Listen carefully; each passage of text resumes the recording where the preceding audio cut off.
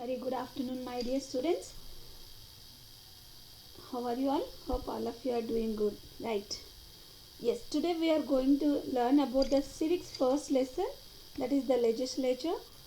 As you all know that there are three main organs of the Indian government, whether it is central government or the state government. It consists of three main organs, that is the legislature, the executive and the judiciary. With the help of these three main organs only, any government, any Indian government can run in a smooth way. So today in this lesson we will learn about the one of the main organ, that is the legislature. As you all have studied in 7th standard about the Constitution, the Constitution of India is a very important compilation of procedures and rules governing issues which concern the common people of the country. What is meant by Constitution? You have studied the definition in previous class in 7th standard. It is a set of rules and regulations which are meant to govern the country by keeping the concern of a common person in mind. By keeping the common person of the country in mind, set of rules and regulations which are made to govern the country. So that is Constitution. According to the Indian Constitution, in India, the head of the state is the President, who is elected by the elected members of the two houses of the Parliament. Which are the two houses of the Parliament here? The Lok Sabha and the Rajya Sabha. Once again I repeat, the President, the head of the state, the President is elected by the elected members of the two houses of this Parliament, that is Lok Sabha and Rajya Sabha, and the state legislative assemblies also. So the members of the state legislative assemblies, members of the Parliament, that is members of Lok Sabha and Rajya Sabha, elect the President. He is the head of the state according to Indian Constitution. Here, once again we will recall what are the three main organs of any government, either it is central government or state government. Three main organs are the legislature, the executive and the judiciary. Legislature, it is the law making body. So members of legislature make the laws, and the legislative body can control of the executive finances and has judiciary powers also. It also has control of the way the judiciary works. Next, executive. Another organ of the government is executive. It is the body that implements the laws and runs the government. Next, third organ, judiciary. It protects the laws and ensures that the citizen gets justice. Once again, what is the work functions of these three organs? The legislature, it is the law making body. Members of the legislature make the laws. Executive, members of the executive implements the laws and runs the government in a smooth way. Third organ, judiciary, it protects the laws and ensures that the citizens get justice. This is about three major organs. Now we will see the important constituents of the legislature of the Union Parliament. Here, as I have told that the Union Parliament, the central government, one of the organ is legislature. What is who are the members of this legislature? As we have discussed, Lok Sabha members, Rajya Sabha members, and as well as of course the President also comes under the constituencies of consists of legislature. The Lok Sabha members, Rajya Sabha members, and of course the President included. President also included as the consists of or composition of the legislature of Union Parliament. Here once again we will see as a glance who are the members of Lok Sabha, how many members can be as a Rajya Sabha members. Here Lok Sabha, you can see a flow chart in front of your screen, which is provided on the screen, which is provided in front of you. The Lok Sabha members, there should not be more than 552 members. Out of these 552 Lok Sabha members, 530 can be represented by the states and 20 representatives can be from the union territories, and 2 can be nominated from the Anglo-Indian community. This is a composition of the Lok Sabha. Next, What is the composition of the Rajya Sabha? Rajya Sabha members should not be more than 250 members. Out of these 250, 238 representatives of states and union territories and 12 members can be nominated by the president. Here, my dear students, the Lok Sabha members are elected directly by the people of India 5 years once. But the Rajya Sabha members are not elected directly by the people of India.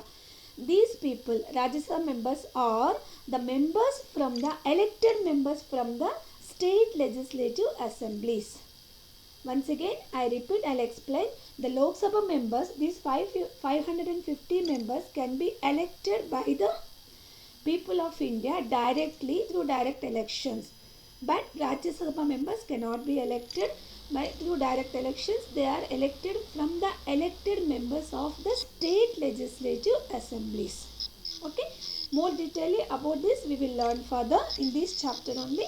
Now we will move on to the next. As I have told that this legislature is a law making body which makes laws and policies to govern the country in a smooth way for the welfare of the people. The main function of the legislature is making laws for the welfare of the people. So these laws are divided between the state governments as well as the central government. We will discuss about that, how these laws are divided.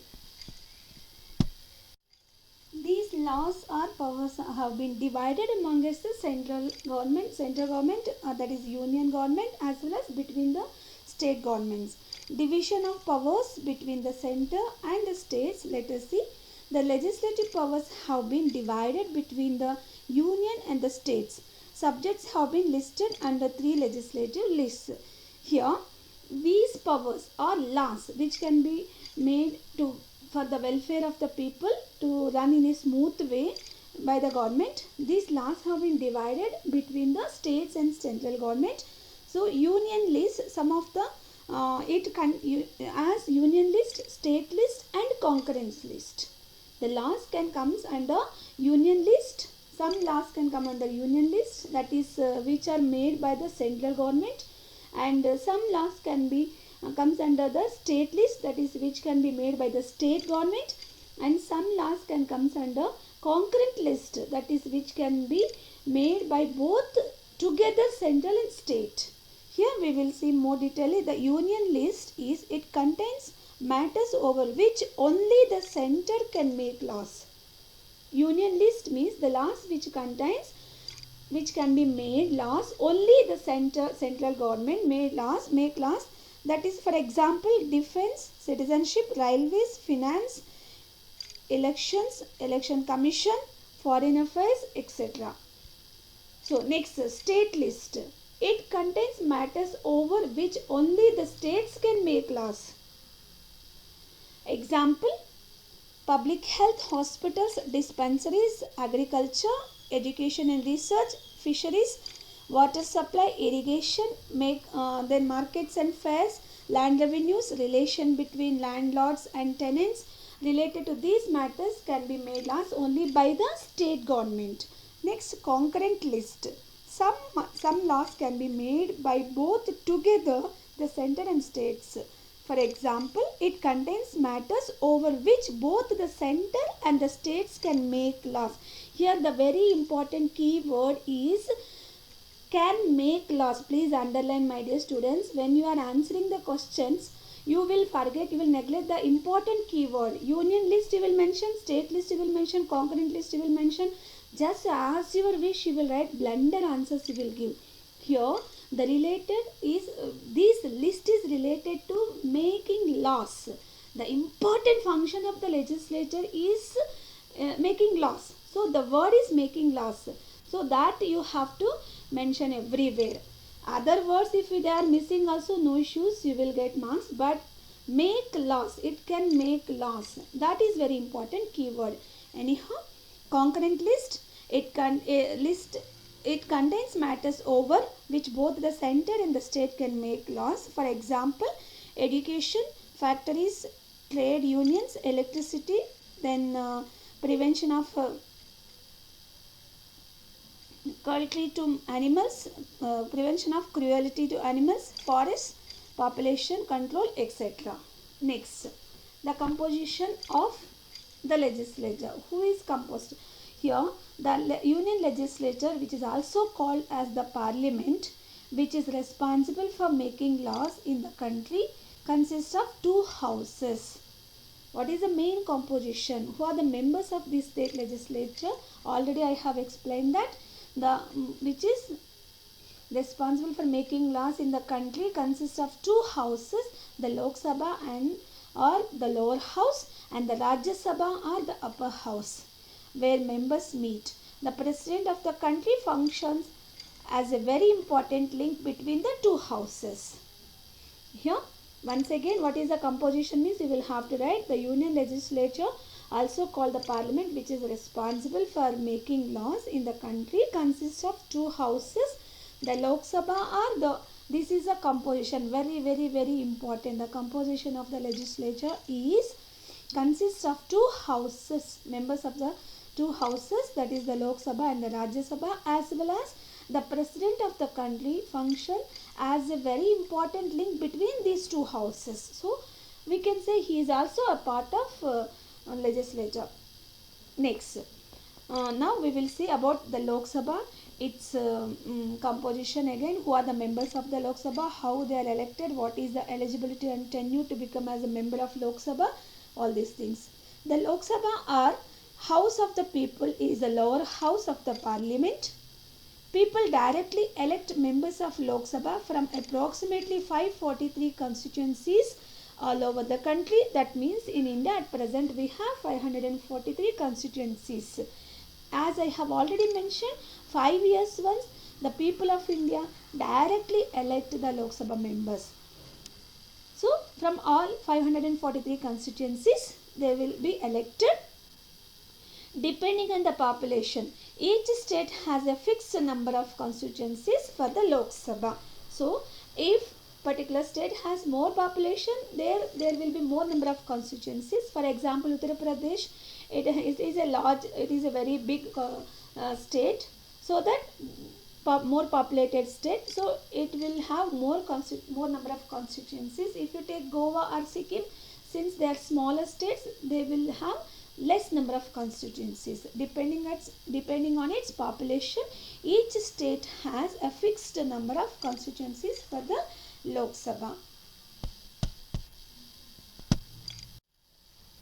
Here, what is the composition of the Lok Sabha? We will see. You can frame a question here. What is the composition of the Lok Sabha? The lower house of the parliament is the Lok Sabha. The maximum strength of the Lok Sabha may be 552 members. Out of the 552 members, 530 can be directly elected by the people of different states. Not more than 20 members are elected from the union territories, and 2 members are elected from the by the president from the Anglo-Indian community. One candidate is elected from several candidates from each constituency. The elected candidates form the Lok Sabha. The elected candidates, once again, they are elected directly by the people of India. They are called as members of parliament, or in a short way we will call them as MPs. Now, this is the composition of Lok Sabha, my dear. Who are the members of the Lok Sabha means you will have to write who are the members of Lok Sabha, or what is the composition of Lok Sabha means you can frame this question here. Next, what is the eligibility criteria and what is the time or duration or tenure of the member of parliament or member of Lok Sabha? We will discuss. Before going to discuss, I would like to mention an important information, that is MP, that is member of parliament, or an MLA, member of legislative assembly, almost have equal type of eligibility criteria to become as a member. Equal criteria, eligibility criteria for the member of parliament as well as member of state legislative assembly also, because both have are running with the same type of organs, legislature, executive and judiciary. So eligibility and tenure also almost completely same. Here The qualifications required to be a member of state legislature are largely similar to those required to member of the parliament, as I already have mentioned.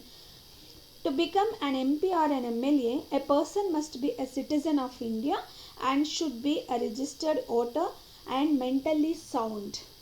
The very important eligibility is he must be a citizen of India. Next, should be registered voter. In the voter list, his name should be registered. Next one, he should be mentally sound. That means he should be more popular or familiar to the people. Next, he must be at least 25 years. To become a member of the Lok Sabha or the State Legislative Assembly, he or she must be at least 25 years of age. The minimum age is 25 years. The candidate cannot be a member of the Rajya Sabha or any other legislature at the same time. Here I would like to explain this point. At the same time, for example, if he is going to be nominated for the member of Lok Sabha, at the same time he cannot enjoy the post of member of Rajya Sabha or as a member of State Legislative Assembly. Before that, he or she should have resigned to that and can be nominated for the member of Lok Sabha. Same thing, if he or she wants to nominate to the member of Rajya Sabha, he should not be a member of other Lok Sabha member or State Legislative member. So this is the eligibility criteria. According to me, unfortunately, in our India, there is no minimum educational qualifications required as a member of Lok Sabha or State Legislative Assembly. That is a sad thing. Unfortunately, no minimum educational qualification is required in our India. If it is done, our India would have been more better position. Anyhow, all members of the Lok Sabha or the State Legislative Assemblies are normally elected for 5 years. Actually, their tenure is here 5 years. Normally, they are elected for 5 years through direct elections by the people of India. But the tenure of the Parliament or the State Assemblies can be terminated earlier. That means it can be dissolved. If the government is dissolved, they will have to resign before the tenure of 5 years, depending on the political conditions. About these more detailedly you will learn in the further lessons, future lessons. But here actually the tenure of the Lok Sabha member is 5 years. But if the government dissolves, either it is state government or central government dissolves before its tenure, that is before the period of 5 years, she should have resigned. So next, what is the procedure of election? Voting is done by secret ballot. The voting age of a person in India is 18 or above. India is a large country consisting of 28 states and 9 union territories.